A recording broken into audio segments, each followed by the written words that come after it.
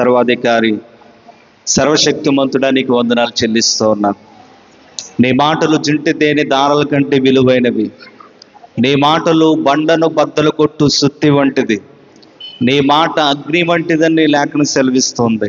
ఈ దినాన్ని నీ మాటలు ధ్యానిస్తూ ఉండగా వినగలిగే చెవులను, గ్రహించగల మనస్సును, పాటించగల జీవితాన్ని నాకు, మాకు, మా అందరికీ మీరు దయచేయమని యేసయ్య నామములో ఈ ప్రార్థన విన్నపములు అడిగి వేడుకొనుచున్నాం మా పరమ తండ్రి, ఆమేన్. మన మందిరంలో ఉన్నామండి. దయచేసి మీ పిల్లలను మీ కంట్రోల్లో పెట్టే ప్రయత్నం చేయండి.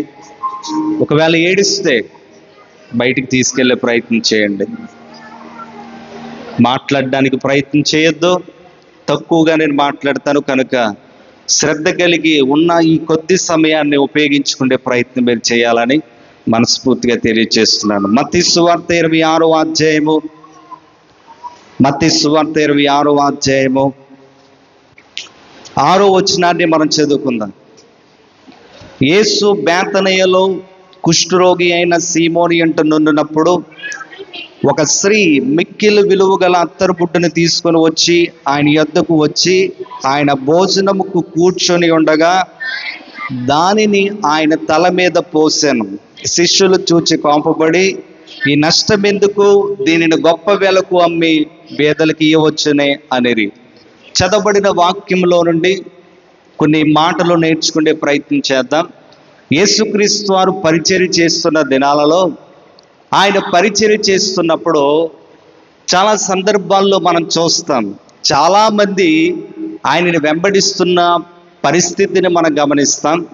అది మేలు పొందుకోవడానికో లేదా ఆయన ద్వారా బ్రతకడానికో, లేకపోతే ఆయన మీటింగ్కి వెళితే ఆయన బోధించినప్పుడు మనం వెళితే మనము ఆహారాన్ని పొందుకుంటామనో, మరికొంతమంది ఏ విధము చేతనైనను ఏ విధంగా అయినను ఈయన దొరకకుండా ఉంటాడా అనే ఆలోచన కలిగి కొంతమంది ఆయనను వెంబడిస్తున్నట్లుగా మనం చూస్తాం. అయితే ఆయన పరిచర్య చేస్తున్న దినాలలో కొన్ని సందర్భాల్లో ఆయన విశ్వాసం చూసి, కొంతమంది విశ్వాసం చూసి ఆశ్చర్యపడినట్లుగా మనం చూస్తాం. అట్ ది సేమ్ టైం అదే సమయంలో ఇలాంటి విశ్వాసం నన్ను వెంబడిస్తున్న వారిలో కూడా లేదని ఆయన వెంబడిస్తున్న వారికి తెలియచేసిన సందర్భం కూడా మనకు తెలుసు. అదే సమయంలో మనం గమనించగలిగితే యేసుక్రీస్తు వారు పరిచర్య చేస్తున్న సమయాలలో ఒక స్త్రీ ఒక మిక్కిలి విలువైన అత్తరుని తీసుకొని వచ్చి ఏం చేస్తుందట, యేసు యొక్క తల మీద పోస్తున్నట్లుగా మత్తయి సువార్తలో గమనిస్తాం.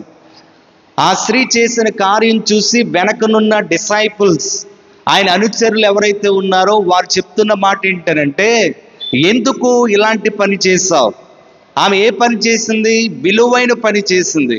ఏంటి ఆ విలువ అంటే దాదాపు 300 దేనారాలు, అంటే ఒక సంవత్సరం పని చేస్తే ఎంత ఆదాయం అయితే వస్తుందో అంత ధనాన్ని వెచ్చించి యేసుక్రీస్తు వారికి ఆ అత్తరు ఏం చేసిందంటే ఆయన తల మీద పోసింది. ఎందుకు అలా చేసింది అని ఆలోచన చేయగలిగితే, బహుశా నా ఒక ఆలోచన బట్టి నేను చెప్తున్నాను, యేసు గొప్పవాడు, అందుకే ఒక గొప్ప కార్యము చేసింది. చూడండి, మన ఇంటికి ఒక అధికారి వస్తే, మన ఇంటికి మనం పరిపాలన చేస్తున్న నాయకుడు వస్తే వారిని ఒకలా చూస్తాం. లేకపోతే రెండవది, ఈ లోకములో మన స్నేహితులు కానివ్వండి, లేకపోతే మామూలు వ్యక్తి వచ్చాడు అనుకోండి, వారిని మరొకలా చూస్తాం. వ్యక్తులు బట్టి మనం చూసే చూపులో తేడా ఉంది, గౌరవంలో తేడా ఉంది. యేసుక్రీస్తు వారిని ఈ స్త్రీ ఎలా చూస్తుందంటే చాలా గొప్పగా చూసింది. అందుకే she has done a great work for him, ఆయన కోసం ఒక విలువైన కార్యం చేసింది. అది చూసి అభినందించవలసింది పోయి, అది చూసి వెనకనున్న వారందరూ కూడా నీవు గొప్ప కార్యం చేశావు అని ఆమెను ప్రోత్సహించవలసింది పోయి, వారు చేస్తున్న పని ఏంటో తెలుసా? వెనకనున్న వారు చెప్తున్న మాట ఏంటో తెలుసా? ఏంటి ఇలా చేసావని శిష్యులు కోపపడి, నీకేమన్నా బుర్ర పని చేసిందా, ఎందుకు ఇలా చేసావు అని వారు ప్రశ్నిస్తున్నట్లుగా మనం గమనిస్తూ ఉంటాం. అయితే దేవుని యొక్క మాటలు మనం గమనించగలిగితే, కొంచెం మనము క్రిందకు వెళ్ళే ప్రయత్నం మనం చేస్తున్నప్పుడు ఎందుకు ఆమె అలా చేసింది, యేసు ఏమంటున్నారు అని మనం గమనించగలిగితే, యేసు ఆ సంగతిది తెలిసి, ఈ స్త్రీ నా విషయమై ఒక గొప్ప కార్యము, ఒక మంచి కార్యము చేసని మీరు ఎలా తొందర పెట్టుచున్నారు. ఒక మాటలో చెప్పాలంటే, వారు చేయలేని పని ఒక స్త్రీ చేసినప్పుడు ప్రోత్సహించవలసింది పోయి ఆటంకపరుస్తున్నట్లుగా మనం చూస్తాం. ఈరోజు కొంతమంది సంఘాలలో కొంతమందిని మనం గమనిస్తూ ఉంటే మనకు అనిపిస్తుంది, సేవకులు కూడా అనిపించవచ్చు కొన్ని సందర్భాల్లో, ఈమె చెయ్యదు చేసిన వారిని చేయనివ్వదు, ఇతడు చెయ్యడు చేయని వారిని చేయనివ్వడు. ఇలాంటి లేకపోతే సంఘటనలు మన కొన్నిసార్లు మనం ఎదుర్కొంటాం. మా సేవ పరిచర్యలో కూడా అనేక సందర్భాల్లో ఎదుర్కొన్నాం. ఈ మాటలు నేను ఎందుకు చెప్తూ ఉన్నానంటే, వారు చేయలేని పని ఒక స్త్రీ చేస్తున్నప్పుడు, వారు చేయలేని పని ఒక గొప్ప కార్యం ఆమె చేస్తున్నప్పుడు అభినందించవలసింది పోయి, ప్రోత్సహించవలసింది పోయి, నేర్చుకోవలసింది పోయి ఆమెనే రకరకాలుగా మాట్లాడుతూ ఉంటే, యేసుక్రీస్తు వారు చెప్తున్న మాట ఏంటనంటే, ఆమె ఒక మంచి కార్యము చేసింది. హల్లెలూయా. ఈరోజు మనం గమనించగలిగితే బహుశా ఎందుకు ఆ మాట అలా మాట్లాడారు?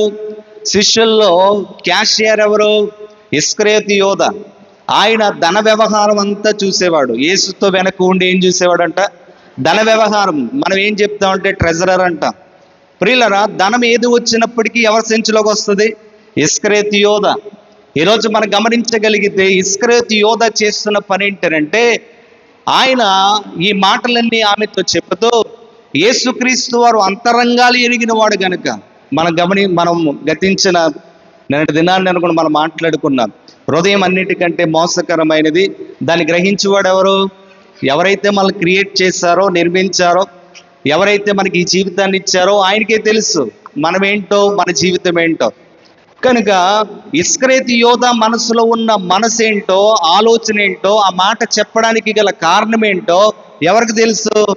యేసుక్రీస్తు వారికి తెలుసు. అందుకని యోహాను సువార్త 12వ అధ్యాయం 4వ వచనంలో మనం చూస్తే ఆ మాట మనం చదవాలి ఒకసారి. యోహాను సువార్త 12వ అధ్యాయం 4వ వచనం. ఆయన శిష్యుల్లో ఒకడు అనగా ఆయనను అప్పగింపనై ఉన్న ఇస్కరియోతు యోధ అమ్మి బేదలకి ఇయ్యలేదా నేను?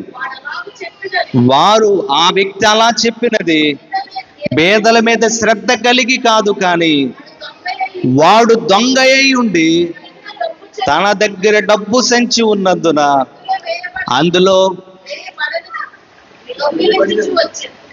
అందులో వేయబడినది దొంగలించుచు వచ్చాను. ఇప్పుడు మనం గమనించగలిగితే మత్తయి సువార్తలో శిష్యులు అని చూస్తాం. యోహాను సువార్తకు వచ్చేసరికి ఆ పర్టికులర్ వ్యక్తి ఎవరో మనకు ఐడెంటిఫై అవుతుంది. ఎవరో ఆటంకపరిచింది ఎవరో? యేసుక్రీస్తు వరకు ఒక గొప్ప కార్యం చేస్తే ఎవరు ఆటంకపరుస్తున్నారు అంటే మనం క్లియర్గా చూస్తున్నాం. ఇస్కరియోతు యోధ. ఇస్కరియోతు యోధ అంటాడు బేదల మీద శ్రద్ధ కలిగి కాదు. బహుశా మత్తయి సువార్తలో మనం చదువుతున్నప్పుడు బహుశా మనకి ఏ అనిపిస్తుంది అంటే, మరి యోధాకి ఎంత ప్రేమ ఉందో ఎవరి మీద? బేదల మీద అని మనం అనుకుంటాం. కానీ యోహాను సువార్తకు వచ్చేసరికి ఆ ఎక్స్ప్లెనేషన్ మనం చూస్తే అక్కడ ఏం అర్థం అవుతుందంటే, యోధ బేదల మీద శ్రద్ధ కలిగి కాదట. యోధ తన దగ్గర డబ్బు సంచి ఉన్నందున అతనికి రావలసింది రాకపోయేసరికి ఇప్పుడు ఈ మాట చెప్తున్నాడు. ఏమన్నా తెలుసా? ఎందుకు ఈ గొప్ప కార్యమో చేసా? ఎందుకు ఈ కార్యం చేస్తున్నావు? నీకేమైనా బుర్ర పని చేస్తుందా? దాన్ని అమ్మి బేదలకి ఇస్తే బాగుండేది కదా. తన ఆలోచన ఏంటి? తన అమ్మి బేదలకి ఇస్తే, ఆమె అమ్మి బేదలకి ఇస్తే ఆ డబ్బు ఎవరి సంచిలోకి వస్తుంది? యోధ సంచిలోకి వస్తుంది. అతడు దొంగ అయి ఉండి ఇచ్చిన పనిని నమ్మకంగా చేస్తున్నవాడు కాదు. ఇచ్చిన పనిని నమ్మకంగా చేసే వ్యవహారము ఆయన చేయట్లేదు. అపవాది తన హృదయంలో ఎప్పుడైతే ప్రవేశించిందో వెంటనే యోధ చేస్తున్న పని ఏంటో తెలుసా? ఆ ధనాన్ని దొంగలించడం ప్రారంభిస్తున్నాడు. అందుకే తనకు రావలసింది రాక ఇప్పుడు ఇలాంటి మాటలన్నీ కూడా మాట్లాడుతున్నట్లుగా మనం చూస్తూ ఉంటాం. హల్లెలూయా. దేవుడి దగ్గరికి వస్తున్న నీవు నేను మనమందరము కూడా సేవకులుగా మేమైనా, వాయిద్యాలు వాగిస్తున్న బ్రదర్స్ అయినా, కూర్చున్న మీరైనా, మనకి దేవుడు ఏ పని ఇస్తే ఆ పనిని ఏం చేయాలి? నమ్మకంగా చేయాలి. We have to be honest. నమ్మకంగా చేయాలి. దేవుడు నీకు ఏ తలాంత్ అయితే ఇచ్చాడో, అది ఏ టాలెంట్ అయినా కానివ్వండి, దేవుని మహిమ కొరకు నీకు ఏ తలాంత్ అయితే ఇచ్చాడో వీ హ్యావ్ టు యూటిలైజ్ దానిని అర్థవంతంగా, నమ్మకంగా దాన్ని వాడాలి. యోధా ఏం చేస్తున్నాడో తెలుసా? దేవుని కొరకు అనుచరుల్లో ఒకడు, సమస్తాన్ని విడిచిపెట్టి రా అని పిలిస్తే వెంబడించిన వారిలో ఒకడు. కానీ ఇస్కరియోతు యోధా చేస్తున్న పని ఏంటో తెలుసా? తన దగ్గరికి వస్తున్న ధనాన్ని దొంగలిస్తూ, పైగా ఒక స్త్రీ మిక్కిలి విలువైన గొప్ప కార్యం చేస్తే దానిని అడ్డుకునే ప్రయత్నం చేయగా, యేసుకి అంతరంగాలు ఎరిగిన వాడు గనుక ఆయన చెప్తున్న మాట ఏంటో తెలుసా? నువ్వు మాట్లాడుతుంది పేదల మీద శ్రద్ధ కలిగి కాదు, నీకు రావలసింది నీకు రాలేదని. ఈరోజు మనం గమనించగలిగితే యేసుక్రీస్తు వారు ఆయనకి మరిగేందేమీ లేదు. అయితే మనం కొంచెం ముందుకు వెళితే ఇలా యేసుక్రీస్తు వారికి ఒక ఘనకార్యము ఆమె చేస్తే ఇతనికి రావలసింది రాలేదని ఇలాంటి మాటలు మాట్లాడుతూ యేసుక్రీస్తు వారిని అమ్మేయడానికి ప్రయత్నం చేశాడు. కనెక్షన్ చూసారా? అంటే అతనికి ఏం కావాలి? డబ్బు కావాలి. దానికోసం ఏదైనా, ఈ కెన్ డూ ఎనీథింగ్, ఏదైనా చేస్తాడు. ఇంతకాలం యేసుతో తిరిగాను, ఇంతకాలం యేసుతో ఉన్నాను, ఆయన బోధలు విన్నాను, ఆయన రాజ్యం కోసం చెప్తే నేను వారిలో కూడా నేను ఒకడిని, పంచి పెడితే వారిలో కూడా నేను ఒకడిని, అద్భుతాలు చేస్తే కళ్ళార చూసే వారిలో నేను కూడా ఒకడిని, తెలిసి నేను ఇలాంటి పని చేయకూడదు అని నేర్చుకోవాల్సింది పోయి ధనాశ పెరిగిపోయి, ధనం మీద దేవునికి వాక్యంలో చూస్తాం సిరికి, అదే సమయంలో మనము దేవునికి దాసులుగా మనము ఉండలేము. అయితే సిరి అనగా ఏంటి? ధనం లేదా దేవుడు. ఈరోజు రెండు ప్రేమించి దేవుని సన్నిధిలో కొనసాగే వాళ్ళు చాలా మంది ఉంటారు. ఈరోజు దేవుణ్ణి ఎక్కువగా ప్రేమించేవారు వారు ధనాన్ని పెద్ద పట్టించుకోరు. ధనాన్ని ఎక్కువగా ప్రేమించేవారు వారు దేవుణ్ణి పట్టించుకోరు. దేవునితో సంబంధం వారికి ఉండదు. అవసరమైతే దానికోసం దేవుణ్ణి కూడా అమ్మేస్తారు. ఈరోజు ఎన్ని ఆదివారాలు మనం అమ్మేయలేదు? 300 కూలికి దేవుని సన్నిధానికి వచ్చి బాధగా కూర్చొని వెళ్ళిపోతాం. ఎందుకంటే 300 రూపాయలు పోయిందని బాధ. నేను దేవుని సన్నిధానంలో ఉన్నానన్న సంతోషం కంటే 300 రూపాయలు పోయిందన్న బాధ ఎక్కువైపోద్ది మనకి. ఈరోజు ప్రియులారా గమనించగలిగితే ఈరోజు దేవునికి సిరికి మన దాసులుగా ఉండలేం. క్రీస్తు వెనక వెళుతూ అనేక మాటలు వింటూ నేర్చుకోవాల్సింది పోయి, పరసంబంధమైన దానిపై ఆశ పెట్టవలసింది పోయి, ఈ శారీరకమైన సంబంధమైన దానికోసం, గతించిపోయే దానికోసం, ఇంతలో కనబడి అంతలోనే మాయమైపోయే దానికోసం ఆయన ఏం చేస్తున్నాడంటే యేసుక్రీస్తు వారిని అమ్మడానికి కూడా వెనుకాడలేదు. హల్లెలూయా. దేవుని యొక్క మాటలు మనం గమనించగలిగితే యేసుక్రీస్తు వారిని అమ్మడానికి వెనకాడలేని పరిస్థితిని మనం గమనిస్తాం. ఈ మాటలు మనము చదవగలుగుతాం కూడా. ఒకసారి మనం గమనిస్తే 26వ అధ్యాయం 14వ వచనం. అప్పుడు 12 మందిలో ఒకడు ఇస్కరియోతు యోధా ప్రధాన యాజకుని యొద్దకు వెళ్ళి, నేను ఆయనను మీకు అప్పగించిన ఎడల నాకేమి ఇత్తురని వారిని అడిగాను. అందుకు వారు 30 వెండి నాణేలు తూచి వానికి ఇచ్చిరి. హల్లెలూయా. వాడికి రావాల్సింది వచ్చింది. యేసు నీకు అప్పగిస్తే నాకేమిస్తా? 30 వెండి నాణ్యాలు. అయితే నేను మీకు అప్పగిస్తానన్నాడు. He was waiting for time. సమయం కోసం చూస్తున్నాడు. ఎవరిని అప్పచెప్పడానికి? క్రీస్తుని ప్రధాన యాజకులకు అప్పచెప్పడానికి. అదే సమయంలో యేసుక్రీస్తు వారు ఆయన చేస్తున్న పని, నేను చెప్తున్న ఈ మాటలు 3 క్యారెక్టర్స్ అనగా 3 వ్యక్తులు మనం గమనిస్తాం ఈ సందర్భాలు చదివినప్పుడు. ఒకరు ఇస్కరియోతు యోధా, ఆయన ఏంటో మనకు అర్థమవుతుంది. రెండోది యేసుక్రీస్తు వారు, ఆయన ఏంటో మనం చూస్తాం. మూడవది ఈ స్టోరీ వెళుతుండగానే 3వ వ్యక్తి కనిపిస్తారు, పేతురు. మనం గమనిద్దాం. యేసుక్రీస్తు వారిని చూస్తే ఆయన ఏం పని మీద ఉన్నాడు?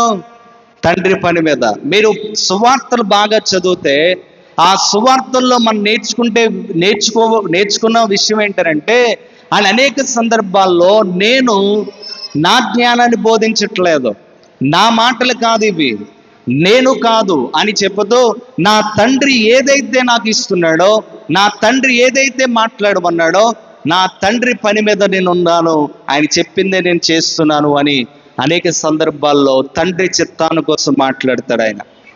యేసుక్రీస్తు అని మనం చూస్తే ఆయన ఎందుకు వచ్చాడో ఆయనకి తెలుసు. బహుశా ఇక్కడ కూర్చున్న మనం ఎందుకు ఇక్కడ ఉన్నామో, ఎందుకు మనం జీవిస్తున్నామో మేబీ మనకు అర్థం కాకపోవచ్చు. అర్థమైన వాళ్ళు అర్థవంతంగా జీవిస్తారు, అర్థం కాని వారు వ్యర్థంగా జీవిస్తారు. ఈరోజు మనం గమనించగలిగితే యేసుక్రీస్తు వారు ఎందుకు ఈ లోకానికి వచ్చారో ఆయనకి తెలుసు. ఎందుకు ఆయన ఈ లోకానికి వచ్చారో మనందరికి కూడా తెలుసు. ఏంటంటే మనమందరము తప్పిపోయిన వారు, మనమందరము కూడా తండ్రితో ఫెలోషిప్ కోల్పోయాం, సహవాసాన్ని కోల్పోయాం. మనమందరం కూడా తండ్రితో మంచి ఆహ్లాదకరమైన స్నేహాన్ని కోల్పోయాం, ఆరోగ్యకరమైన బంధాన్ని కోల్పోయాం. దానిని తిరిగి మళ్ళీ యేసుక్రీస్తు వారి ద్వారా మనలను కలపడానికి, అలా కలపాలి అంటే పాప క్షమాపణ జరగాలి కనుక యేసు ఈ లోకానికి రావడం జరిగింది. ఆయన జీవించిన ఆ తక్కువ టైంలో ఉన్నతమైన పరిచర్యను కార్యాలు చేస్తూ అదే సమయంలో తండ్రి పని మీద ఉంటుంటే వెనకనున్న వారు మాత్రం నమ్మకంగా క్రీస్తుని అనుసరించవలసింది పోయి, నమ్మకంగా జీవించవలసింది పోయి, యేసునే వారు అందులో ఒకరు అమ్మివేస్తున్నట్లుగా మనం గమనిస్తాము. హల్లెలూయా. శ్రద్ధగా వినే ప్రయత్నం చేయండి. యేసునే అమ్మేసే పరిస్థితి ఈరోజు మనం గమనించగలిగితే, యేసుక్రీస్తు వారు జీవిస్తున్న కాలాన్ని మనం చూస్తున్నప్పుడు ఆయన ఇవన్నీ తెలుసు. అందుకే మనం గమనించగలిగితే యేసు వెనక నుండే వారి యొక్క జీవితాలు మనం చూస్తే ఈరోజు మనము ఎవరిని నమ్మలేం. ఎందుకనంటే అలాంటి భయంకరమైన వ్యక్తిత్వాలు కలిగిన వారు కూడా యేసు వెనకాల వెళ్ళినట్లుగా గమనిస్తూ ఉంటాం. ఈ మాటలు మనం చదువుతున్నప్పుడు జాగ్రత్తగా ఆలోచించగలిగితే ఆ సందర్భం అయింది. యోధ యేసుని ఎప్పుడు అప్పగించాలని ఎదురు చూస్తూ ఉంటే అదే సమయంలో యేసుక్రీస్తు వారి యొక్క జీవితాన్ని మనం చూస్తే ఒక్కసారి మనము 27వ అధ్యాయానికి మనం రాగలిగితే 27వ అధ్యాయం 26:31 వచనం, 26వ అధ్యాయం 31 వచనం. అప్పుడు యేసు వారిని చూచి, ఈ రాత్రి మీరందరూ నా విషయమై అభ్యంతరపడుదురు, ఏలయనగా గొర్రెల కాపరిని కొట్టుదునో మందల గొర్రెలు చెదిరిపోనని రాయబడి ఉన్నది కదా. నేను లేచిన తర్వాత మీకంటే ముందుగా గలిలయకు వెళ్ళుదునెను. అందుకు పేతురు, నీ విషయమై అందరూ అభ్యంతరపడినను నేనెప్పుడునూ అభ్యంతరపడనని చెప్పగా. చాలండి చదవబడిన వాక్యం. ఇప్పుడు రెండో క్యారెక్టర్గా ఏమని చూస్తాం? పేతురు గారు. యేసుక్రీస్తు వారు తండ్రి పనిలో ఉన్నాడు. ఆయన తండ్రి పనిలో ఉంటూ ముందుకు వెళుతున్న సమయంలో ఒక మాట చెప్పారు. ఏంటి? చివరిలోకి వచ్చేసరికి ఆయన చెప్పిన మాట ఏంటనంటే, ఒక రాత్రి మీరందరూ నా విషయమై అభ్యంతరపడతారు. అంటే ఏంటి? ఒక మాటలో చెప్పాలంటే నేనెవరో తెలియదు అనే పరిస్థితికి మీరు వస్తారు. అప్పుడు వెంటనే పేతురు అంటాడు, అలా అంటావేంటి ప్రభువా? ఎవ్వరు ఏమనుకున్నా, ఎవ్వరు నిన్ను విడిచిపెట్టినా, ఎవ్వరు నిన్ను ఒకవేళ తెలియదన్నా, నేను మాత్రం పొరపాటును కూడా నీవెవరో తెలియదని నేను చెప్పాను. ఎవరి పారిపోయినా నేను మాత్రం పారిపోను అని చెప్పాడు. ఈరోజు మనం గమనించగలిగితే ఒకవేళ సంఘంలో మీ కాపరిని పట్టుకున్నారనుకోండి, అప్పుడు మీరు ఏం చేస్తారు? మీ కాపరిని పట్టుకొని చిత్రహింసలు పెడుతుంటే వెంటనే కర్రతో వచ్చిన వాళ్ళు కూడా ఏమైపోతారు? కర్ర వదిలేసి పారిపోతారు. ఎందుకని? కాపరే బలైపోతున్నాడు, ఇంకా మన పని అయిపోద్దని చెప్పి మన పని మనం చూసుకుంటాం. యేసుక్రీస్తు వారిని పట్టుకోవడానికి ప్రయత్నం చేస్తూ ఉంటే వెనకనున్న వాళ్ళ పరిస్థితి ఏంటి? ఇంకంతా అయిపోయిందని చెప్పి వాళ్ళ పని వాళ్ళు చూసుకుంటారు. కానీ పేతురు ఏమంటున్నాడంటే, ప్రభువా, ఎవ్వరు నిన్ను విడిచిపెట్టినా ఐ కెనాట్ లీవ్ యూ, నేను విడిచిపెట్టను. ఎవ్వరు నిన్ను కాదన్నా నేను కాదన్ను. ఈ మాట చదువుతుంటే నాకు అనిపిస్తుంది, అలాంటి వారితోటే జాగ్రత్తగా ఉండాలి. ఎలాంటి వారితో? ఎవరైతే మనతో నీతోటే నేను ఉంటాను, నీతోటే నేను జీవిస్తాను, ఎవరు విడిచిపెట్టినా నేను విడిచిపెట్టను అన్న వాళ్ళతోటి జాగ్రత్తగా ఉండాలి. ఎందుకంటే పేతురు అలాంటి వాడే, పేతురు ఆ లక్షణాలు కలిగిన వాడే. ఒక ఉదాహరణ చెప్తాను. నా సహోదరుడు అనగా మా బ్రదర్తో ఒక బ్రదరు ఆయన సాక్ష్యం చెప్తూ ఒక మాట చెప్పారు. ఏంటంటే నేను నమ్మకంగా సేవకులతో ఉండాలని. చాలా ఆనందించాం. ఎందుకంటే సేవకులతో ప్రయాణం చేయడం అనేది ఒక గొప్ప భాగ్యమే. కొన్ని సందర్భాల్లో నేను కూడా బయటికి వాక్యాలు చెప్పడానికి వెళ్ళినప్పుడు పరిస్థితిని బట్టి, అవకాశాన్ని బట్టి, అనుకూలతను బట్టి నేను కూడా సహోదరులను తీసుకుని వెళ్తూ ఉంటాను. ఎందుకంటే కొంచెం హెల్ప్ఫుల్గా మనకు ఉంటారు, డ్రైవింగ్ విషయంలో కానీ కొంచెం తోడుగా ఉంటుందనే ఆలోచన కలిగి తీసుకువెళ్తాను. అలాగే మా చిన్ననితో ఆ చర్చ్ మెంబర్ ఒక బ్రదర్ చెప్పిన మాట ఏంటంటే సాక్ష్యంలో, నేను సేవకులతో నడుస్తున్నాను. అవును, సేవకులతో నడుస్తున్నాను. నేను ఎప్పటికి కూడా చెయ్యి విడవను, నమ్మకంగా నేను బ్రదర్తో నేను ఉంటాను అని సాక్ష్యం చెప్తే సేవకులుగా మేము అందరం ఆనందించాం. అవును కదా, ఇలాంటి వారే మనకు కావాలి.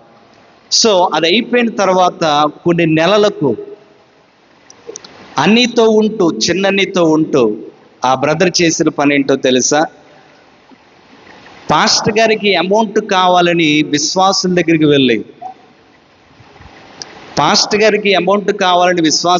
వెళ్ళి, అడిగితే విశ్వాసులు నిజమే అనుకొని ఆయనకి అమౌంట్ ఇస్తే అది మా చిన్నన్నికి తెలియలేదు. కూడా ఉండి సంఘంలో కొంతమంది బంగారం కానివ్వండి అలాంటివి తీసుకొని పాస్టర్ గారికి అవసరం అని చెప్పి అబద్ధం ఆడి తెలియకుండానే, మా బ్రదర్కి తెలియకుండానే చాలామంది దగ్గర డబ్బులు తీసుకొని చివరికి ఈ విషయం బ్రదర్కి తెలిసింది. అందులో ఒక ఆయన్ని పంపించి ఎలా చేశారంటని పంపిస్తే ఆయన చర్చికి రావడం మానేశాడు. చెప్పిన మాట ఏంటండి సాక్ష్యంలో? ఆ రోజు నేనున్నాను మీటింగ్లో. నేను నమ్మకంగా సేవకునితో ఉంటాను, నమ్మకంగా ఉంటాను అని చెప్పిన వ్యక్తి కొన్ని లక్షల రూపాయలు నష్టాన్ని బ్రదర్కి పెట్టాడు. ఈరోజు నేను అంటున్నాను, ఎవరైతే ఈ మాటలు చెప్తారో, ఇలాంటి మాటలు, we have to be careful about them. వారి గురించి కొంచెం జాగ్రత్త కలిగి ఉండాలి. ఒక్క మాటలో చెప్పాలంటే నమ్మదగిన వాడు ప్రభు తప్ప ఇంకెవరు లేదు. హల్లెలూయా. ఈరోజు మనం గమనించగలిగితే యేసుక్రీస్తు వారే నమ్మదగిన వాడు. ఈరోజు ఆయన చెప్తున్నాడు ఏమన్నా తెలుసా పేతురు కోసం? పేతురు, కోడి కుయ్యక ముందు నీవు ముమ్మారు అంటే 3 సార్లు నేనెవరో తెలియదని నువ్వు చెప్తా. ప్రభుతో అంటాడు, ఏంటి ప్రభువా, నా మీద నాకే నమ్మకం ఎక్కువ, ఎవరు విడిచిపెట్టినా నేను నిన్ను విడిచిపెట్టను. కానీ యేసుకే ఎవరు విడిచిపెట్టను అని చెప్పిన వ్యక్తి. చివరికి మనము గమనించగలిగితే యేసు తన సమయం దగ్గర పడే కొలది ఆయన కొంచెం ముందుకు మనం వెళితే ఆయన ప్రార్థన చేయవలసిన అవసరం వచ్చింది. ఎందుకంటే సమయం దగ్గర పడుతుంది. ఒక పక్క యోధాకి సమయం దగ్గర పడిపోతుంది, యేసుక్రీస్తు వారికి కూడా సమయం దగ్గర పడింది. బలియాగం అవ్వడానికి, మన కోసం ప్రాణం పెట్టడానికి సమయం దగ్గర పడింది. 39వ వచనానికి చూస్తే, కొంత దూరం వెళ్ళి సాగిలపడి, నా తండ్రి సాధ్యమైతే ఈ గిన్నె నా యొద్ద నుండి తొలగిపోనిమ్ము, అయినను నా ఇష్ట ప్రకారం కాదు నీ చిత్త ప్రకారమే. హల్లెలూయా. యేసుక్రీస్తు వారి ప్రార్థన కొంచెం మనసు పెట్టి ఆలోచన చేయండి. ఈ ఫాస్టింగ్ ప్రేయర్లో ఒకవేళ వ్యర్థంగా చేస్తున్నావేమో, try to understand how he was prayed. ఆయన ఎలా ప్రార్థన చేశాడో మనసు పెట్టి ఆలోచన చేయండి. ఎలా ప్రార్థన చేశాడు ఆయన? వాక్యంలో మనం చూస్తే, కొంత దూరం వెళ్ళి సాగిలపడి, నా తండ్రి సాధ్యమైతే ఈ గిన్నె నా యొద్ద నుండి తొలగిపోనిమ్ము, అయినను నా ఇష్టము కాదు కానీ నీ చిత్తమే. అంటే ఈ గిన్నె అంటే మనం ఏం అర్థం చేసుకోవాలి? అక్కడ ఒక గిన్నె ఉంది, ఆ గిన్నె తీసేయమని అంటలేదు ఆయన. మనం ఏదైతే ఊహించుకుంటున్నామో ఆ గిన్నె కోసం కాదు ఆయన మాట్లాడుతుంది. ఆయన మాట్లాడుతుంది ఏంటంటే ఆయన బలియాగం అవ్వాలి, మన కోసం ప్రాణం పెట్టాలి. అందుకే ఆయన అంటాడు, ఈ బలియాగం ద్వారా కాకుండా వేరే మార్గం ఏదైనా ఉంటే, అంటే నేను బలవ్వకుండా వేరే మార్గం ఏమైనా ఉంటే చేయండి ప్రభా. ఎందుకంటే సిలువ త్యాగం మనం అనుకున్నంత ఈజీ కాదు. ఈరోజు సిలువ త్యాగం మనం అనుకున్నంత ఈజీ కాదు. ఈరోజు ఒక మాట అంటేనే భరించలేకపోతున్నాం, ఒక మాట లేకపోతే క్రీస్తుని అంగీకరించినందుకు ఎవరైనా ఏదన్నా అంటేనే వెనక్కి అడుగు వేస్తున్నాం. కానీ యేసుక్రీస్తు వారు ఎంత కష్టపడ్డారో, ఎంత కష్టమో ఆయనకి తెలుసు గనుక తండ్రికి ప్రార్థన చేస్తూ, ఒకవేళ నీ చిత్తమైతే, ఇది నా ఉద్దేశం, ఒకవేళ నీ చిత్తమైతే మీరు అనుకున్నదే మీ చిత్తమే జరిగించండి. హల్లెలూయా. చూడండి 39వ వచనంలో అదే చూస్తాం. ఆ తర్వాత ఆయన అనుచరుల దగ్గరికి వెళ్ళాడు. ఆయన అనుచరులకు ప్రార్థన చేయమని వారికి కొంచెం దూరం వెళ్ళాడు. అంటే ఒక రాయి విసిరితే ఎంత దూరం వెళ్తుందో ఆ డిస్టెన్స్లో యేసుక్రీస్తు వారు వెళ్ళి ప్రార్థన చేసుకుంటున్నాడు. వీరిని కూడా ప్రార్థన చేయమన్నాడు. ఎవరిని ప్రార్థన చేయమన్నాడు? ఆయన శిష్యులు. అందులో ఎంతమంది? ముగ్గురే, యాకోబు, పేతురు, యోహాను. ఇన్నర్ సర్కిల్ డిసైపుల్స్ అంటారు. అంటే యేసుక్రీస్తు వారు ఎక్కడికి వెళితే ఈ ముగ్గురు కూడా వెళ్ళేవారు, తీసుకెళ్ళాడు ప్రభు. వారిని ప్రార్థన చేయమన్నాడు.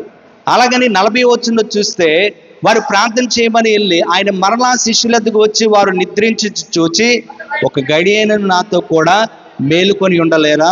మీరు శోధనలో పడకుండానట్లు ప్రవేశించుకున్నట్లు మెలకు కలిగి ప్రార్థన చేయండి. వాళ్ళు ఏమన్నారు? ఆత్మసత్యమే కాని శరీరము బలహీనమని చెప్పి. చూడండి, మనం గమనించగలిగితే యేసుక్రీస్తు వారు వారిని ప్రార్థన చేయమన్నారు. ప్రార్థన చేయమంటే వాళ్ళు ఏం చేస్తున్నారట? వాళ్ళు పడుకుంటున్నారు. వాళ్ళు యేసు చెప్పినా కూడా, యేసుక్రీస్తు వారు చెప్పిన మాటకు విధేయత చూపించకుండా వారు పడుకుంటూ చెప్తున్న సమాధానాలు ఏంటంటే, ఆత్మసిద్ధమే కాని శరీరము సహకరించట్లేదు. ఈరోజు మనం గమనించగలిగితే యేసుక్రీస్తు వారు దేనికోసం? మీరు శోధనలో ప్రవేశించుకున్నట్లు. ఈరోజు మనము ప్రార్థన చేస్తున్నప్పుడు ఆయన చిత్తాను ప్రకారంగా చేయాలి. అదే సమయంలో మనం నేర్చుకోవాల్సిన విషయం ఏంటంటే, ఎందుకు ప్రార్థన చేయాలంటే మన ముందు అనేక శోధనలు ఉన్నాయి. యేసుక్రీస్తు వారినే వదలలేదు ఎవరు? అపవాది. ఎత్తైన కొండకు తీసుకుని వెళ్ళి, ఒక్కసారి నాకు మొక్కితే ఈ లోకాన్నంతా నీకు ఇచ్చేస్తాను. ఈరోజు ప్రియులారా గమనిస్తే, కానీ యేసుక్రీస్తు వారు ఎలా జవాబు ఇచ్చాడో మనకు తెలుసు. యేసుక్రీస్తు వారికి దేవుని యొక్క మాటలు, లేకపోతే బైబిల్లో ఉండే మాటలు, వాక్యాలు, ఇవన్నీ కూడా ఆయనకి తెలుసు. అదే సమయంలో అపవాదికి తెలియదా? వాడికి తెలుసు. వాడు కూడా వాక్యంతోటే వస్తున్నాడు. అప్పుడు ఈయన కూడా వాక్యంతోటే జవాబిచ్చారు. హల్లెలూయా. ఈరోజు ప్రియులారా గమనిస్తే ఆయన కింద సాష్టాంగ పడడం ఏంటి? కలుగు చేసిందంతా ఆయన. మళ్ళీ మన ఈ లోకం కోసం అపవాది దగ్గర మనం సాష్టాంగ పడ అవసరం లేదు. ఈరోజు మనం గమనిస్తే అపవాది యేసునే టెంప్ట్ చేయడానికి చూస్తే, అది పైగా ఆయన ఉపవాసం ఉండి పరిచర్యలోనికి అడుగు పెట్టే సమయంలో ఆయన ఏం చూపించాడో? రాళ్ళు చూపించి దీన్ని రొట్టెలుగా చేసుకో. అప్పుడు ప్రభు చెప్పిన మాట, మనమైతే మంచి టయానికి వచ్చో దేవుడే నేను పంపించుంటాడని మనం ఏం చేస్తాం? మనం చేసే పని మనం చేస్తాం. అవునండి. మన ఉపవాసం ఉంటే చాలు, ఎప్పుడు లేని స్మెల్ అంతా పక్కింట్లో నుంచి ఆ రోజే వస్తుంది. అప్పుడు ఏమంటాం అంటే, సారీ ప్రభువా, ఈ రోజుకి క్యాన్సిల్. ఏడు క్యాన్సిల్? ఉపవాసం క్యాన్సిల్. రేపు చూస్తానే. ఎందుకనంటే లాగుతుంది మనసు. సరైన స్మెల్ వచ్చేసరికి మనం ఉపవాసం ముగించేస్తాం. కానీ యేసుక్రీస్తు వారు 40 దినాలు ఉపవాసం ఉండిన తర్వాత ఆయన అరణ్యమునకు శోధింపబడి వెళుతూ ఉన్నప్పుడు, అపవాది అనేక విధాలుగా టెంప్ట్ చేస్తూ ఉన్నప్పుడు ఆయన చెప్పిన మాట ఏంటో తెలుసా? మనుష్యుడు రొట్టె వలన కాదు, దేవుడి నోట నుండి వచ్చి ప్రతి మాట వలన జీవిస్తాడు. హల్లెలూయా. ఈరోజు మనం గమనించగలిగితే, ఈరోజు క్రీస్తుని అంగీకరిస్తున్న మనము శోధనలో వెళ్ళకుండానట్లు మనం ఏం చేయాలి? ప్రార్థన చేయాలి. యేసుక్రీస్తు వారు ప్రార్థన ఎందుకు నేర్పించారు? నువ్వు వెళ్ళి ప్రార్థన అవసరం ఇతరులకు ఇవ్వడానికి కాదు. యేసుక్రీస్తు వారు ప్రార్థన ఎందుకు నేర్పించారు? లేకపోతే పెద్ద పెద్ద సేవకులకి ప్రార్థన అవసరం ఇస్తామని కాదు. యేసుక్రీస్తు వారు ప్రార్థన ఎందుకు నేర్పిస్తున్నావు అంటే ప్రతి ఒక్కరూ ప్రార్థన చేయాలని, ప్రతి ఒక్కరూ కూడా ఎవరి మీద డిపెండ్ అవ్వాలి? దేవుని మీద డిపెండ్ అవ్వాలని. ఈరోజు యేసుక్రీస్తు వారు సహితం తండ్రికి ప్రార్థన చేస్తూ ఉంటే ఆయన అంగీకరిస్తున్న మనము కూడా ఎవరికి ప్రార్థన చేయాలి? దేవుడికి ప్రార్థన చేయాలి. ఎందుకని దాని అర్థం ఏంటి? ప్రతి ఒక్కరు కూడా, ప్రతి మానవాడికి కూడా ఎవరి మీద ఆధారపడాలంటే we have to depend on God. దేవుని మీద ఆధారపడాలని, దేవుని వైపు చూడాలని, ప్రతి అవసరానికి ప్రతి దానికి మనము దేవుని వైపు చూసి దేవుని మీద ఆధారపడాలన్న ఆలోచనతో ఆయన ప్రార్థన నేర్పించాడు. ఈరోజు చాలామంది ప్రార్థన చేయండి పాస్టర్ గారు అంటాం, మనం వెళ్ళి పడుకుంటాం. నీ పర్సనల్గా నీకు ప్రార్థన ఉందా? అదే అంశం మీద నువ్వు ప్రార్థన చేస్తున్నావా? శోధనలో వెళ్ళకుండానట్లు దాన్ని జయించడానికి శక్తిని ప్రభుని ప్రార్థన చేస్తున్నావా? ఈరోజు మనం గమనించగలిగితే ప్రార్థన వారికి వీరికి పంచిపెడుతున్నాం, మన ప్రార్థన చేయట్లేదు. యేసుక్రీస్తు వారు దానికోసం కాదు, ప్రార్థన మనకు నేర్పిస్తుంది ప్రతి ఒక్కరూ ప్రార్థన చేయాలని. హల్లెలూయా. ప్రియులారా, ప్రతి ఒక్కరూ ప్రార్థన చేయాలి. ప్రార్థన, వాక్యం ఈ రెండు కూడా మనకు రెండు కళ్ళు లాంటివి. ఒక కన్నుతో ఎంత ఇబ్బంది అండి, చాలా ఇబ్బంది కదా. ఈ రెండు కళ్ళు లాంటివి మన దేహానికి ఎంతో, మన యొక్క జీవితానికి ఎంతో అవసరం. ప్రార్థన లేవగానే ప్రార్థనతో వాక్యంతో మన జీవితాన్ని ప్రారంభించుకోవడం చాలా ప్రాముఖ్యమైనది. దానికంటూ నీకు ఒక టైం ఉందా? దానికంటూ నాకు ఒక టైం ఉంది. మీకుందా టైము? ఈరోజు ప్రియులను గమనించగలిగితే ఆ టైంలో దేవుడికి ప్రార్థన చేస్తున్నావా? దేనికోసం మనం ప్రార్థన చేయాలి? అది ఇది పని కాదు. తండ్రి నీ చిత్తము నెరవేర్చబడాలి. అదే సమయంలో నేను శోధనలో పడకుండానట్లు నాకు సహాయం చేయండి. ఎన్నో టెంప్టేషన్ మనం చేస్తున్న ఉద్యోగంలో ఎన్నో ఆశలు మనకు అపవాది రేపుతూ ఉంటాడు. ఎన్నో సందర్భాల్లో మనము మన స్నేహితుల ద్వారా, లోకంలో ఉండే పరిస్థితులను బట్టి అనేక సార్లు తప్పిపోయే అవకాశం ఉంది. అందుకే ప్రభువా ఈ శోధన నుండి నన్ను తప్పించు. ఈరోజు నా ప్రయాణంలో, నా ఉద్యోగంలో, నేను చేస్తున్న పని పాటల్లో ఎలాంటి శోధనలో పడకుండానట్లు నాకు సహాయం చేయి ప్రభు అని ప్రార్థన చేయవలసిన వారం ఈరోజు మనం గమనించగలిగితే, కానీ వారు ఏం చేస్తున్నారట? పడుకున్నట్లుగా మనం చూస్తామా? హల్లెలూయా. ఈరోజు కొంచెం క్రిందకి వెళితే మరొక మాటను మనం గమనిస్తాం. కొంచెం క్రిందకి వెళితే తిరిగి వచ్చి మరలా రెండో మారు వెళ్ళి, తండ్రి యేసుక్రీస్తు వారి ప్రార్థన, దీనిని త్రాగితేనే గాని ఇది నా యొద్ద నుండి తొలగిపోట సాధ్యము కాని ఎడల నీ చిత్తమే సిద్ధింపుగా కానీ ప్రార్థించి రెండోసారి కూడా ఏం చేస్తున్నాడు? నీ చిత్తమే, యువర్ విల్, నీ చిత్తమే. రీసెంట్గా ఒక మంచి సేవకుడిని మనం కోల్పోయాం. ఆల్రెడీ ఏ సేవకుడిని కోల్పోయామంటే ప్రవీణ్ ప్రగడాల్ గారు. అవునండి, ఆ టైంలో బాగా వైరల్ అయిపోయింది. మీ అందరికీ తెలుసు. ఒకవేళ బ్రతికుండంగా మీరు చూడకపోవచ్చు, కానీ బ్రతికి ఉండంగా ఒకవేళ మీకు తెలియకపోవచ్చు, కానీ చనిపోయిన తర్వాత వైరల్ అయింది. ఆయన గురించి మన అందరికీ తెలిసింది. ఒక గొప్ప ఉన్నతమైన పరిచర్య అనుకున్న సమయంలో చేస్తూ వచ్చారు. ప్రియులరా, ఆయన చనిపోయిన తర్వాత నా మట్టుకు నేను చాలా బాధపడ్డాను. ఎందుకనంటే అలాంటి వారు క్రైస్తవానికి అవసరం. ఎందుకనంటే వారు ధైర్యం చేసి అనేక విషయాలపై, మతోన్మాదులపై పోరాడి సత్యాన్ని ప్రకటిస్తున్న ప్రయత్నంలో ఆయన మరణించారు. అది ఇంకా మనం మరిచిపోకుండానే మరొక వ్యక్తి మరణించారు రీసెంట్గా. ఎవరండి? ప్రకాష్ గారు, గంటెల ప్రకాష్ గారు. ప్రియులారా, ఆయన కూడా ఒక ఉన్నతమైన పరిచర్య ఉన్న టైంలో చేస్తూ వచ్చారు. ఆయనకి 25 దాదాపు 30 సంవత్సరాలు వైరల్ అయిన వీడియో. ఆయన చనిపోయిన తర్వాత ఒక వీడియో బయటకు వచ్చింది. ఆ వీడియోలో ఆయన మాట్లాడిన మాట ఏంటంటే, ఆయనకు కిడ్నీ సమస్య ఉంది. అది దాదాపు తక్కువ లేదంటే, అందులో ఆ వీడియోలో మాట్లాడినప్పుడు 25 సంవత్సరాలు చెప్పారు. మనము కొంచెం ఆ వీడియో అయిపోయిన తర్వాత, లేకపోతే అది ఎప్పుడో కొన్ని సంవత్సరాల క్రితం మాట్లాడింది, ఇప్పటికి చూస్తే 30 years దాటిపోద్దేమో. ప్రియులరా, అంత బాధను లోపల పెట్టుకొని చాలామంది మరి మనం ఏం అడుగుతామంటే, ప్రభువా ఖచ్చితంగా దాన్ని తీసేయండి, తద్వారా నేను నీ పరిచర్య ఉన్నతంగా చేస్తాను ప్రభువా అని మనం మాట్లాడతాం. మనకి ఏ బాధ ఉంటే ఆ బాధే చేస్తాం, అంతే తప్ప ప్రభువా నీ చిత్తమైతేనే తీ, లేకపోతే వద్దు అని మనం ఎప్పుడైనా చేస్తావా? ఎవరు చేశారు అలాగా? నిజం చెప్పండి, చర్చిలో అబద్ధం ఆడితే ఇంక అంతకంటే దోహనమే ఉండదు. ఇంక బయట ఇల్లు చూసుకోవసరం లేదు. చర్చిలో అబద్ధం ఆడేవాడు ఇంక బయట చూడవసరం లేదు. ఇంక మంచినీళ్ళు తాగినట్లే అలవాటు అనమాట. నీ చిత్తమైతే, ఇఫ్ యువర్ విల్, నీ చిత్తమైతే. ఆయన చేసిన ప్రార్థన ఏంటంటే, ప్రభువా నీ చిత్తమైతే నాకు స్వస్థపరచు, లేదా నీ కృప నాకు తోడుగా ఉంచు చాలు. ఎందుకంటే నువ్వు నా కోసం అన్నీ చేయిస్తావు, ఇంకా నేను అడగనకు కూడా ఏమీ లేదు. ఆయన త్యాగం ఆయనకు అర్థమైంది. ఆయన చేసిన త్యాగం ఆయనకు అర్థమై ఆయన చేసిన ప్రార్థన ఏంటంటే, నీ చిత్తమే సిద్ధించును గాక. ఆ బాధ అలాగే ఉంది. అపోస్తలుడైన పౌలు కూడా ఒకసారి ప్రార్థన చేశాడు, ప్రభు ఒక ముళ్ళు ఉంది, దానికోసం ప్రార్థన చేస్తే ప్రభు ఏమన్నాడు, నా కృప నీకు చాలు, my grace is sufficient for you అన్నారు ఆయన.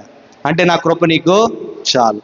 ఈరోజు మనం గమనించగలిగితే, మనము ప్రార్థన చేస్తున్నప్పుడు ఆయన చిత్తాన్ని నెరవేర్చడం, ఆయన చిత్తములో మనం ఉండటం, ఆయన చిత్తాన్నే మన జీవితంలో జరగాలని ప్రార్థన చేయడం చాలా ప్రాముఖ్యమైనది. మొదట 39వ వచనంలో చూస్తాం, నీ చిత్తమే జరిగించన్నారు. 42వ వచనంలో చూస్తున్నాం, నీ చిత్తమే జరిగించన్నారు. 44వ వచనంలో చూస్తే మనం గమనిస్తే 43వ వచనంలో మళ్ళీ వెళ్ళాడట. ఎవరి దగ్గరికి? అనుచరుల దగ్గరికి. అప్పుడు వాళ్ళు ఏం చెప్తున్నారు, మరలా నిద్రించుట చూచెను, ఏలయనగా వారి కన్నులు భారంగా ఉండాను. అది వారి పరిస్థితి. 43వ వచనం చూస్తే యేసుక్రీస్తు వారు 44వ వచనం చూస్తే ఆయన వారిని మరలా విడిచి వెళ్ళి ఆ మాటలే చెప్పుచు మూడోసారి ప్రార్థన చేశాను. అప్పుడు ఏం ప్రార్థన చేశారంట? ఆ మాటలే చెప్పుచు మూడోసారి ప్రార్థన చేశాను. ప్రియులారా గమనించగలిగితే ఆ మాటలే ఈరోజు మనం గమనిస్తే, ఏదైతే 39వ వచనంలో చేశారో, ఏదైతే 42వ వచనంలో చేశారో, అదే 44లో 3 సార్లు ప్రార్థన చేసిన ఆయన ఎంఫసైజ్ చేసిన మాట ఏంటో తెలుసా? ప్రస్తావించిన మాట ఏంటో తెలుసా? నీ చిత్తమే జరిగించునుగాక. హల్లెలూయా. ఈరోజు దేవుని చిత్తాన్ని జరిగించడం చాలా ప్రాముఖ్యమైన విషయం. అయితే ఇలా జరుగుతూ ఉండగా ఒకసారి జరిగిన పరిస్థితిని మనం చూస్తే, వెంటనే ఆయన సమయం దగ్గర పడింది. ఆయన సమయం దగ్గర పడితే వెంటనే ఆయన చెప్పారు, ఇంకా నేను అప్పగింపబడుటకు నేను సిద్ధంగా ఉన్నాను. మై టైం వచ్చేసింది, నా సమయం దగ్గర పడిపోయింది, ఇంకా మీరు అలసట తీర్చుకునేది అనే మాటను మాట్లాడినట్టుగా మనం చూస్తాం. అలా చెప్పిన తర్వాత మనం చూస్తే వెంటనే ఇస్కరియోతు యోధ ఏం చేశాడట?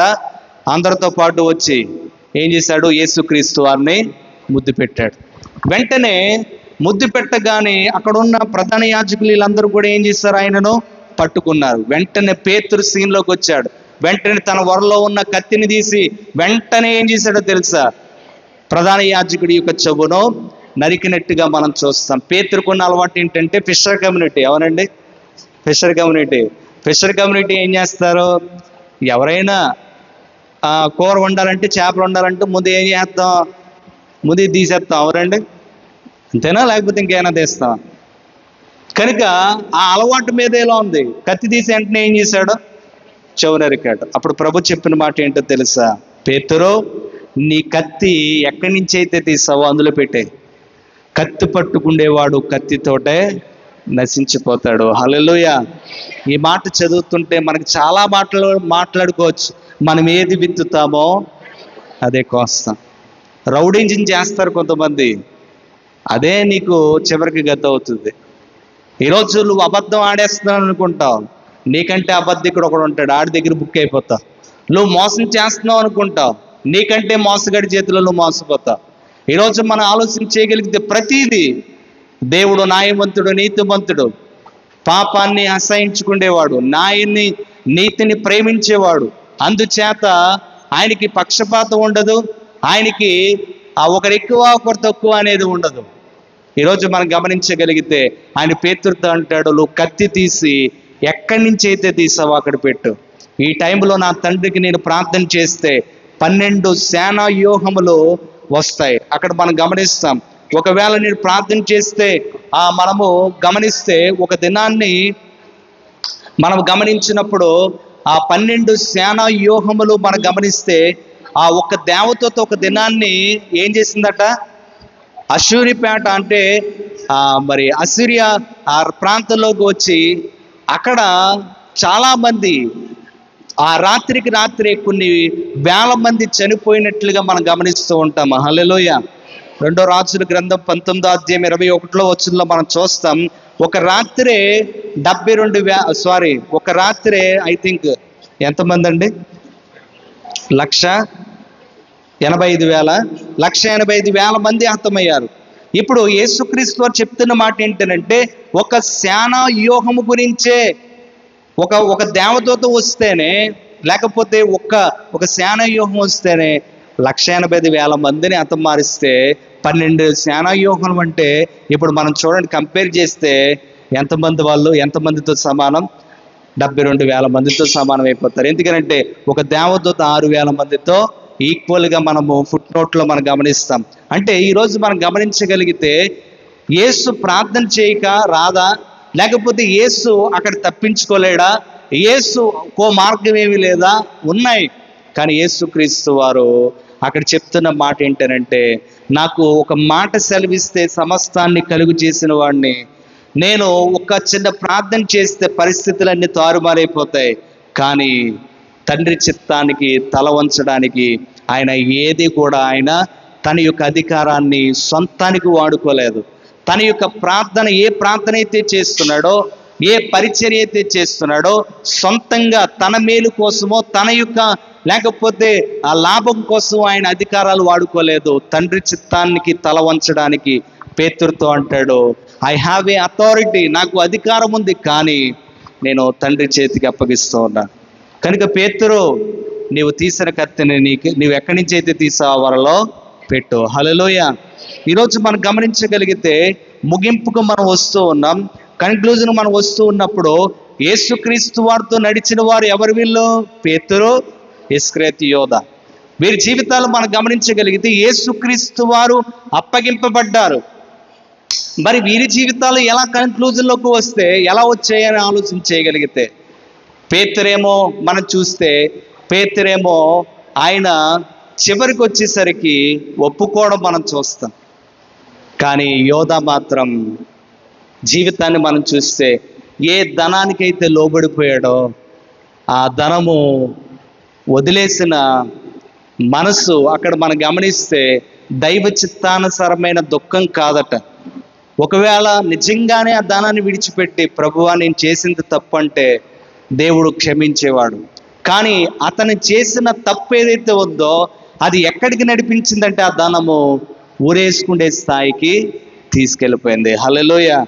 ఈరోజు దేవుణ్ణి కాదని మనము మన సొంత ఆలోచనతో లేదా ఈ ధన వ్యవహారంతో ఈ లోక దానితో మనం వెళ్ళిపోతే ఒక దినాన్ని మనము పతనమైపోవడానికి మనం సిద్ధంగా ఉన్నామనే ఆలోచన మనము చేయాలి. ఈరోజు గమనిస్తే మరి యోధా జీవితం వ్యర్థంగా పతనమైపోయినట్లుగా మనం గమనిస్తాము. హల్లెలూయా. చూడండి, వినండి, యోధా జీవితం ఏమైపోయిందట? ఆయన జీవితం చేతులారా పాడు చేసుకున్నాడు. ఎన్నో ప్రసంగాలు దేవుడు చేశారు. మీరు కూడా ఇక్కడ కూర్చున్న వారిలో ఎన్నో మాటలు మీరు వింటున్నారు దేవుని గురించి, దేవుడి రాజ్యం కోసం, లోకాని కోసం. లోకం అంటే ఏంటో, లోక ఆశలు ఎలా ఉంటాయో, దేవుడు యొక్క రాజ్యం ఏంటో, మనం ఎందుకు బ్రతుకుతున్నామో, ఎందుకు మందిరానికి వస్తున్నామో, ఎందుకు మనము ఈ భక్తి చేస్తున్నామో మనకు తెలుసు.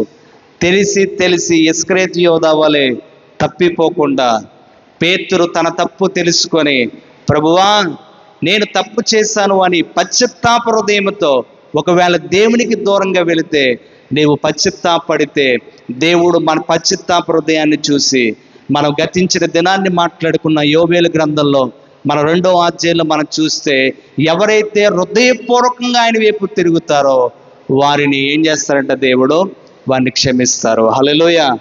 ఈరోజు దైవ చిత్తానుసారమైన దుఃఖం ఏం కలుగు చేస్తుందంట? రక్షణ కలుగు చేస్తుంది. ఆయన ఆత్మ విషయాల్లో గురించి చెబుతూ ఆయన ప్రసంగాల్లో మనం గమనిస్తే దుఃఖపడువారు ధన్యులు, ఓదార్చబడుదురు. ఈరోజు దేనికోసం మన దుఃఖం? ఈ లోక సంబంధమైన దానికోసం కాదు మనకు దుఃఖపడవలసింది.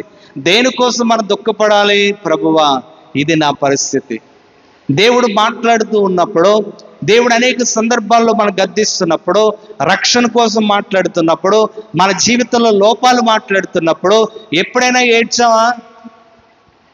ఎప్పుడు వాడుబడి ఈడుబడి ఆడడం, ఎప్పుడు కూడా మన గురించి మన అవసరాల కోసం ఆడడం తప్ప ఎప్పుడైనా ఆత్మ సంబంధమైన దానికోసం ఎప్పుడైనా ఏడ్చావా? ఆత్మ విషయంలో నేను వెనకబడి ఉన్నాను ప్రభువా, శారీరకమైన సంబంధమైన దాంట్లో ముందు ఉంటున్నాను, ఆత్మ సంబంధమైన విషయాల్లో నేను వెనకబడి ఉన్నానని ఎప్పుడైనా దుఃఖపడి ఏడ్చావా? దేవుడి మాటలు వింటున్నప్పుడు దైవ చిత్తానుసారమైన దుఃఖం మనకు రావాలి. హల్లెలూయ. అది రక్షణకు ఏం చేస్తుందట? నడిపిస్తుంది. హల్లెలూయ. యేసుక్రీస్తు వారితో నడిచిన మరి యోధాయే తప్పిపోతే ఈరోజు మనం తప్పిపోలేమా? నేను తప్పిపోలేనా? ఇక్కడ కూర్చున్న సేవకులు తప్పిపోలేరా? ఇక్కడ కూర్చున్న మనం తప్పిపోలేమా? వ్యర్థమైన నశించిపోయిన ప్రియుల అవసరానికి వాడుకోవాల్సిన ధనం ఏదైతే ఉందో దాన్నే మన నెత్తి మీద ఎట్టుకొని దేవుని కంటే ప్రథమ స్థానాన్ని ఇచ్చి, దేవుడి కంటే ఉన్నతమైన స్థానాన్ని ఇచ్చి, దేవునితో పని లేదని చెప్పుకుంటూ దేవుడి అవసరాలు వాడుకొని దేవునికి దూరం అయిపోతే ఒక దినాన్ని ధనవంతుడు మనందరికీ తెలుసు, కాలు మీద కాలు వేసుకొని ఏమనుకుంటున్నాడట? తినమో త్రాగమో సిక్కించు మొంక, నీకు తిరిగిలేదు, తిరగనే ఏంటి తిరిగిలేని ఆస్తి నీకు ఉంది, ఇంకా నువ్వు ఎంతమంది తిన్నా తరగని ఆస్తి నేను సమకూర్చాడు అన్నాడు. అప్పుడు ప్రభు ఏం చెప్పాడు? వెరువాడా, ఈ రాత్రి నీ ప్రాణం నడితే నీ సంపద ఎక్కడ పోద్ది? ఈరోజు 10 వేళ్ళకి 10 ఉంగరాలు పెట్టి వచ్చాం అనుకోండి, వాడు ఎంత ఎలాంటోడైనా ఎంత మూర్ఖుడైనా వెంటనే లేచి నిలబడతాం, కూర్చోండి సార్ అంట. ఆడు ఎలాంటోడైనా సరైన కారులో వచ్చి మంచి బంగారు టిప్ టాప్గా కనిపిస్తున్నాడు అనుకోండి, సార్ కూర్చోండి అంట. అనవసరం మనం ఆ వ్యక్తిని ఇంకా క్యారెక్టర్ ఇంకేం చూడడం ఇంకా. కానీ యేసుక్రీస్తు వారు ఈ లోకంలో దేవుడి కంటే ఎక్కువగా ఆస్తి కలిగి ప్రేమించి దానికోసమే బ్రతికి, ఒకవేళ లోకములో వారికి ప్రాధాన్యత ఇవ్వచ్చు ప్రజలు, కానీ దేవుడు అలాంటి వారిని వెర్రివాడిగా చూస్తున్నాడు. హల్లెలూయ. ఆయన దృష్టికి ఎలాంటి వారట వాళ్ళు? వెర్రివాళ్ళు. మనకు గొప్పగా కనిపిస్తారు, సార్ కూర్చోండి అంట. ఆయనకి తెలుసు వాళ్ళు ఏంటో, వాళ్ళ సంపద ఎలా సంపాదించారో ఆయనకి తెలుసు. ఈరోజు మనం గమనించగలిగితే దేనికోసం మనం ప్రభు దగ్గరికి వస్తున్నాం? లోకం కోసమా? లోకం కోసం అంటే దేవుని దగ్గర రావాల్సిన లేదు, బయట కూడా జరుగుతాయి. దైవ చిత్తానుసారమైన దుఃఖాన్ని కలిగి, ప్రభువా ఇది కొద్ది కాలమే, రేపేం జరుగుతుందో ఎవరికి తెలియదు. ఈ ప్రార్థన అయిన తర్వాత మన ఇంటికి వెళ్తామన్న గ్యారెంటీ కూడా మనకు, అది మన జీవితం. చాలామంది సేవకులు మాట్లాడితే చనిపోయారు, చాలామంది సేవకులు ప్రియుల ప్రయాణంలో చనిపోయారు, చాలామంది ఇక్కడ కూర్చున్న అనేక మంది దేవుని యొక్క వాక్యాన్ని వింటుండగా చనిపోయిన వారు ఉన్నారు. ఈరోజు నేను అంటున్న ఈ మాటను మనం గమనించగలిగితే దేనికోసం మనం వస్తున్నాం? ఈ లోక సంబంధమైన దానికోసమా? దేవుడి చిత్తాన్ని నెరవేర్చడానిక? దేవుడి జీవితాన్ని ఇచ్చింది లోక సంబంధంగా నువ్వు జీవించడానికి కాదు, తండ్రి చిత్తాన్ని నెరవేర్చడానికి. యేసు మనకు మాదిరి, యేసు ప్రతి విషయంలో ఆయన మనకు మాదిరే. అందుకే ఆయన లాంటి ప్రార్థన, ఆయన లాంటి జీవితం, ఆయన ఏం చెప్పారో దాన్ని ఫాలో అవుతూ ఆయన మళ్ళీ ఈ లోకానికి వస్తానన్నప్పుడు మనం ఎలా ఉండాలి అంటే కన్యకగా. హల్లెలూయ. ఉదయకాల సమయంలో చెప్పాను, ఒక స్త్రీ వివాహంలో ఎంత టైం తీసుకుంటుందో, మేకప్ కోసం ఎవరు లేటుగా వస్తారు అంటే వివాహంలో పెళ్లి కొడుకు కంటే పెళ్లి కూతురే లేటుగా వస్తుంది. ఈరోజు ప్రియులర్ గమనించి ఏ ఆడవాళ్ళైనా ఎక్కువ శాతం మీరేముందంటే ప్యాంటు షర్ట్ వేసుకుంటారని అంటారు. టైం పాటిస్తే ఎవరన్నా చేయొచ్చు. అలాంటప్పుడు ఏం చేయాలి? కొంచెం ముందు లేవాలి, అంతేనండి. ఇప్పుడు దేవుని మందిరానికే వెళ్ళాలి, మీరేం సార్ ప్యాంటు షర్ట్ వేసుకొచ్చేస్తారు, మేమమ్మో మొత్తం చాలా అలంకరించుకోవాలి, మేకప్ ఉంటుంది, ఇవన్నీ ఉంటాయి. అప్పుడు ఏం చేయాలి? కొంచెం ముందు లేవాలి, ఆ టైం కవర్ చేసుకోవాలి, టైంకే మనము రావాలి. కనుక మనము ఒక స్త్రీ ఎంతగా అలంకరింపబడి మచ్చైనను డాగైన లేకుండా ఎలాగైతే పెళ్లిలో కనిపిస్తుందో, ఉదయకాల సమయంలో చెప్పాను ఏంటంటే ఒక స్త్రీ మేకప్ కోసం పెళ్లి కోసం 10 లక్షలు ఖర్చు పెట్టింది. ఈరోజు ఆమె చాలా బ్లాక్ అనమాట, కానీ చూసిన వారు ఆమె బ్లాక్ అని అనుకోరు. కానీ పెళ్ళికొడుకు కూడా తర్వాత తెలుస్తుందిలేండి, అవునా? ఆశ్చర్యపోయాడట. ఎంతసేపు ఉంటుంది అది ఎంతసేపు ఉంటుందండి? 10 లక్షలైనా 20 లక్షలైనా కొద్ది కాలమే, అది కొద్ది టైమే, మనం ఉంచుకోలేం కదా. ఈరోజు మనం ఇంతగా అలంకరింపబడుతున్నాం కదా, దేవుని సన్నిధానానికి వచ్చినప్పుడు ఆయన కూడా మనల్ని సరి చేస్తూ ఉంటాడు. ఈ 3 లేకపోతే ఈ 2 దినాల్లో సేవకుల ద్వారా దేవుడు మాట్లాడుతూ ఉన్నప్పుడు, సేవకుల ద్వారా దేవుడు గద్దిస్తూ ఉన్నప్పుడు, సేవకుల ద్వారా దేవుడు మనం సరి చేస్తున్నప్పుడు, ఈరోజు అది నా కోసమే దేవుడు చెప్పాడని మనస్ఫూర్తిగా ఏం చేయాలి? అంగీకరించాలి. అంతే తప్ప మన పాస్టర్ గారి మీద రివర్స్ అవ్వకూడదు. పాస్టర్ గారు అని చెప్పి ఉంటారు, అందుకే ఇవన్నీ చెప్తున్నారని అనుకోకూడదు. ఆయన ఏంటో ఆయన పేరే తెలియదు నాకు ఇప్పటి వరకు. ఏంటంటే వస్తున్నాను, ఏదో అలా కూర్చుంటున్నాను, వచ్చి వాకింగ్ చెప్పి వెళ్ళిపోవడం తప్ప మీకోసం, మీ పద్ధతి కోసం నాకు తెలియదు. కానీ దేవుడు మాట్లాడుతున్నప్పుడు మనం అందరం కూడా ఆయనకి తల వంచాలి. ఎందుకంటే ఆయన ఒక దినాన్ని మనలను ఆయనతో పాటు చేర్చుకోవడానికి ఎలా చూడడానికి ఇష్టపడుతున్నాడంటే, ఒక కన్యకగా, ఒక మచ్చైనను డాగైనను కలంకమైనను అట్టిది ఏదైనాను లేకుండా మనం ఏం చేయాలట? ఆయన ముందు మనం నిలబడాలి. అలా నిలబడాలంటే ఇలా సాహవాసానికి రావాలి. అలా నిలబడాలంటే మనమందరము కూడా దేవునితో సాహవాసం చేయడం కాదు, దేవుని దగ్గరికి వస్తున్నప్పుడు సరిచేయబడాలి, సరిదిద్దబడాలి. అప్పుడే మనము సరిచేయబడతాం. ఒక దినాన్ని ప్రభుతో మనము ఉండగలుగుతాం. లేదా ప్రభు దగ్గరికి వస్తూ ప్రభుని ప్రేమిస్తున్నట్లుగా మనం నటిస్తూ లోకాన్ని, లోక ధనం కోసం ప్రభుని అమ్మేసే స్థితిలోకి ఉంటే ఆ ధనము నిన్ను పాతాళానికి నడిపిస్తుంది తప్ప దేవుడిచ్చే స్థానానికి, దేవుడిచ్చే మోక్షానికి అది మనలను నడిపించదు. ఒకవేళ ఈ మాటలు వింటుంటే, ఒకవేళ దేవుని దగ్గరికి వస్తూ తప్పిపోతున్నావా? ప్రార్థన చేయ పేతురు వలె దైవ చిత్తానుసారమైన దుఃఖం మారు మనసుని కలుగు చేస్తుంది కనుక మళ్ళీ తిరిగి అదే దరిద్రంలోకి వెళ్ళిపోవాలని కాదు, కానీ దేవుని కోసం నిలబడు. దేవుడి యొక్క మాటలు మన జీవితంలో ఆశీర్వదించునుగాక. చిన్న ప్రార్థన చేద్దాం. ప్రతి ఒక్కరు కూడా చిన్న ప్రార్థన చేద్దాం. మోకరించి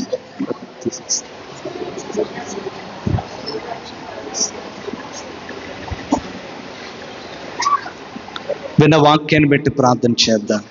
సమయాన్ని వృధా చేయొద్దు, ఎవరు అటు ఇటు తిరగొద్దు. దేవుడు మాట్లాడిన మాటలు ఏవైతే ఉన్నాయో